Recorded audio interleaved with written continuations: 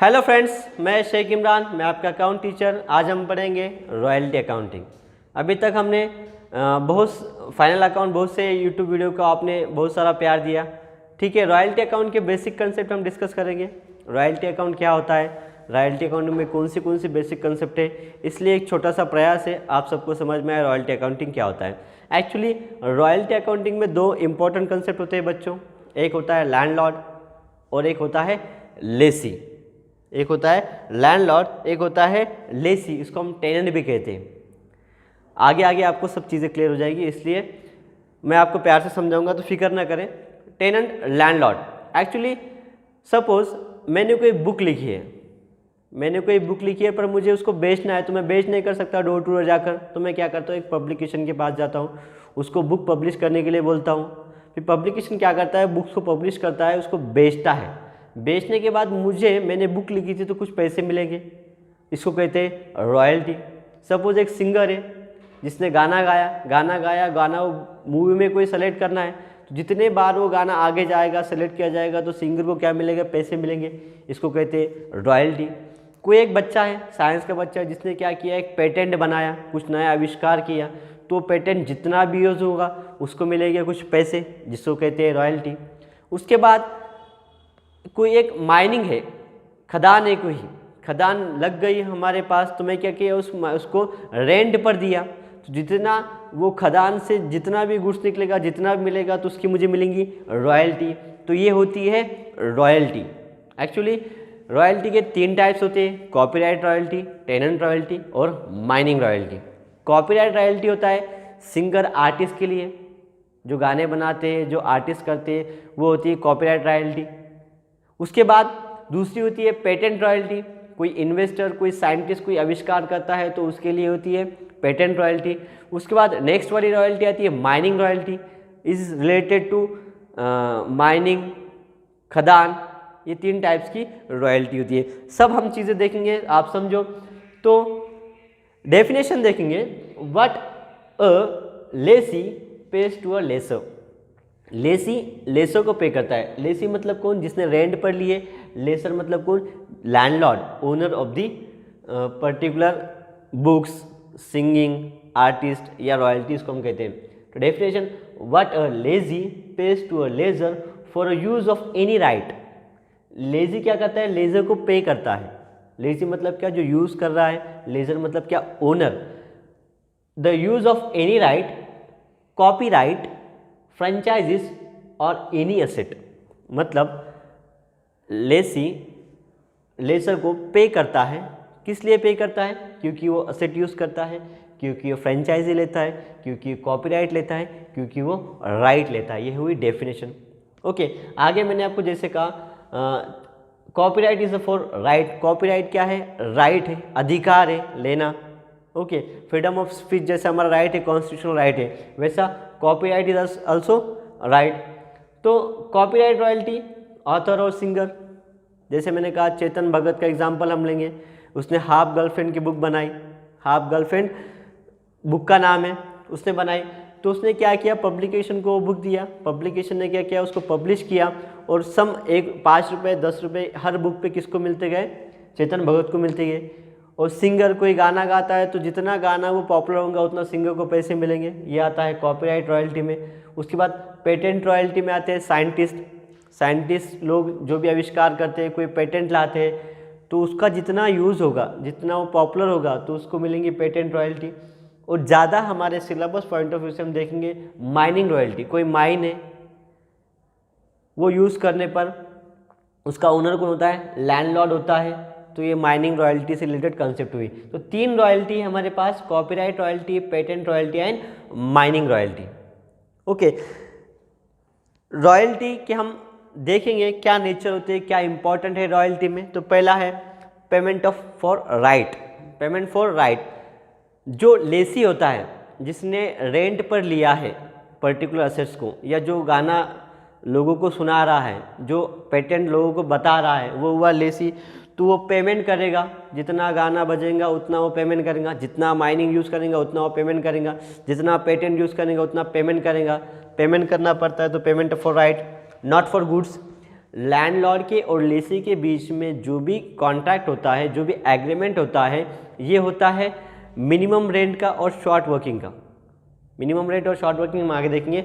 मतलब कुछ अमाउंट हमको पे करना पड़ता है, हम किसी की चीज़ यूज़ कर रहे हैं तो उसको सर्टेन अमाउंट्स पर एक पे करना है। तो इसमें गुड्स नहीं आते, सिर्फ पैसा होता है, नॉट फॉर गुड्स। उसके बाद एट एग्रीड रेट, लैंडलॉर्ड और लेसी दोनों क्या करते हैं, एक रेट डिसाइड करते हैं। सपोज उन्होंने डिसाइड किया कि 5% माइनिंग में जितना भी कोयला निकलेगा उसको सेल करेंगे। सेल करने के बाद 5% किसको देंगे, लैंडलॉर्ड को देंगे। तो ये 5% क्या हुआ, एग्रीड रेट दोनों ने दिया। Periodic payment, royalty account is related to periodic payment, not for lump sum payment. कुछ क्वार्टरली, मंथली, हाफ ईयरली, ये पेमेंट किसमें होता है, रॉयल्टी अकाउंटिंग में होता है। उसके बाद नेचर फॉर एक्सपेंसेस। अब लेसी के पॉइंट ऑफ व्यू से हम देख रहे हैं कुछ एक्सपेंसेस होते हैं, जो एक्सपेंसेस मैन्युफैक्चरिंग रिलेटेड हुए वो एक्सपेंसेस आते हैं ट्रेडिंग अकाउंट में। दूसरे एक्सपेंसेस होते हैं लेसी से रिलेटेड, जो सेलिंग और सेल्स के लिए होते हैं, सेलिंग एक्सपेंसेस और पर्पस ऑफ सेलिंग, तो वो आते हैं प्रॉफिट और लॉस अकाउंट में आते हैं। ये हुआ expenses. Purchase of right, in royalty accounting we not purchase that asset or that mine, because royalty accounting is related to periodic payment, not for purchase, because purchase is a capital expenditure। अगर हम purchase करेंगे तो capital expenditure हो जाएगा, तो royalty आएगा ही नहीं, तो purchase of right नहीं आता क्योंकि purchase capital expenditure है। ओके, ये समझ में आपको। आगे आते हैं ओनर ऑफ राइट। 3 होते हैं royalties, copyright royalty, patent royalty, mining royalty. इसका ओनर कौन होता है, आप देखेंगे कॉपीराइट रॉयल्टी में अगर बुक लिखा है तो ओनर कौन होगा, ऑथर। अगर गाना गाया है तो उसका ओनर कौन होगा, आर्टिस्ट। कॉपीराइट रॉयल्टी में ओनर कौन होता है, ऑथर और आर्टिस्ट। यूजर्स, उसका यूजर कौन होता है, पब्लिकेशन होता है, बुक्स का पब्लिकेशन होता है। सिंगर का, जो बॉलीवुड के लोग होते हैं जो गाना कंपोज करते हैं, सिंगर होते हैं, उसका मीन्स कॉपीराइट रॉयल्टी में ओनर होगा ऑथर और आर्टिस्ट, और यूज़र होगा पब्लिशर। उसी तरह इसके पेटेंट, साइंस के बच्चे जो भी पेटेंट करते हैं तो पेटेंटी और इन्वेस्टर कहते हैं उनको, वो ओनर हुए। और यूज़र्स कौन होगा, लाइसेंसी, जो उनका लाइसेंस लेता है। यूज़र यूज़ करेंगे और यूज़ करने के बाद जितना भी पैसा होगा, जितना भी प्रॉफिट कमाएंगे, उसका कुछ परसेंटेज किसको देंगे, ओनर को देंगे। यही रॉयल्टी अकाउंटिंग का कंसेप्ट है। उसके बाद माइनिंग राइट, माइनिंग रॉयल्टी में देखेंगे तो लेजर है ओनर, और लैंडलॉर्ड भी क्या है, ओनर है। इसका यूजर्स कौन है, लेसी। कोयले की खदान है, उसका ओनर है लेसर, और लैंडलॉर्ड उसका यूजर है लेसी। कोयले की खदान में जितना कोयला निकलेगा उसको बेचने के बाद दोनों मिलके क्या करते हैं, एग्रीड रेट पर 5% क्या करेंगे, ओनर को देंगे। तो इसके अंदर ओनर अलग होते हैं और यूजर्स अलग होते हैं। आगे आते हैं मिनिमम रेंट। आगे आते हैं मिनिमम रेंट। मिनिमम रेंट मतलब क्या, owner and lessee tenant they are decided to one fix rate. दोनों ने क्या किया, 5% मुझे आपको देना पड़ेगा, 5% आपको मुझे देना पड़ेगा, this is a fix rate. And second concept is a minimum rent. Minimum rent मतलब क्या, लैंडलॉर्ड ने और लेसी ने ऐसा डिसाइड किया कि तुझे प्रॉफिट हो या सेल हो, लेसी को प्रॉफिट हो या सेल हो, 10,000 रुपीज़ क्या करना पड़ेंगे, देना पड़ेंगे। ये हुआ मिनिमम रेंट। मतलब कोयले की खदान है, उसको क्या किया, टेनेंट ने लिया, लेसी ने लिया, उसका कोयला बिकेगा नहीं बिकेगा जो भी होगा, उसको मिनिमम रेंट उन्होंने डिसाइड किया कि लैंडलॉर्ड को कितना देना पड़ेगा, 10,000 रुपये मिनिमम रेंट देना पड़ेगा। This is the minimum rent, also called as dead rent, fix rent, head rent, annual rent and sleeping rent. ये सब मिनिमम रेंट को ही कहा जाता है। ओके, अब फोकस कीजिए, सब में इंपॉर्टेंट है short working. Short working means royalty. Okay, एक एग्जाम्पल लेंगे इसके लिए, आप समझो। सपोज फर्स्ट ईयर क्या हुआ, मैं यहाँ पर लिखता हूँ, जगह हमारे पास कम है। फर्स्ट ईयर 1 लाख रुपीज़ का सेल हुआ, सेकंड ईयर 2 लाख रुपीज़ का सेल हुआ, थर्ड ईयर 3 लाख रुपीज़ का सेल हुआ, फोर्थ ईयर 4 लाख रुपीज़ का सेल हुआ, और फिफ्थ ईयर 5 लाख रुपीज़ का सेल हुआ। ये 5 साल का सेलिंग है। माइनिंग का, ठीक है। 5% क्या है, रेंट है, 5% they are decided to agreed rent and minimum rent is 10,000। समझ में आ रहा है ना। मिनिमम रेंट कितना है, 10,000 मिनिमम रेंट देना पड़ेगा। 5 साल का हमको सेल्स दिया है और लेसी क्या कहता है, सेल्स पर 5% आपको देगा। तो हम फर्स्ट ईयर निकालेंगे, 1 लाख पे अगर 5% निकालेंगे तो आएगा 5,000। दूसरे ईयर 2 लाख पे निकालते आएगा 10,000। तीसरी ईयर 3 लाख पे निकालते आएगा 15,000। फोर्थ ईयर 4 लाख पे निकालेंगे तो आएगा 20,000। और फिफ्थ ईयर 5 लाख पे निकालेंगे तो आएगा 5% to 25,000। This is a royalty. इतना रॉयल्टी क्या करना पड़ेगा, पे करना पड़ेगा। 5,000, 10,000, 15,000, 20,000, 25,000 and minimum rent is 10,000। Short working क्या है, minimum rent is more than royalty. Minimum rent से रॉयल्टी कम होना। अब मिनिमम रेंट कितना है, per year 10,000, minimum rate per year 10,000, 10,000, 10,000। Okay, short working क्या कहता है, minimum rent is more than royalty. Minimum rent कितना है, 10,000, रॉयल्टी से ज़्यादा, मतलब यहाँ पर कितना है, 10,000 है मिनिमम रेंट और रॉयल्टी कितना है, 5,000। तो 5,000 क्या हुआ, शॉर्ट वर्किंग। 5,000 क्या हुआ, शॉर्ट वर्किंग। मिनिमम रेंट कितना है, 10,000 और रॉयल्टी कितना है, 10,000। यहाँ पर कोई शॉर्ट वर्किंग नहीं आएगा। तो शॉर्ट वर्किंग क्या, minimum rent is more than royalty is called as a short working. Okay, आगे आते हैं recruitment of short working. Recruitment of short working, recruitment means recovery, short working means excess payment.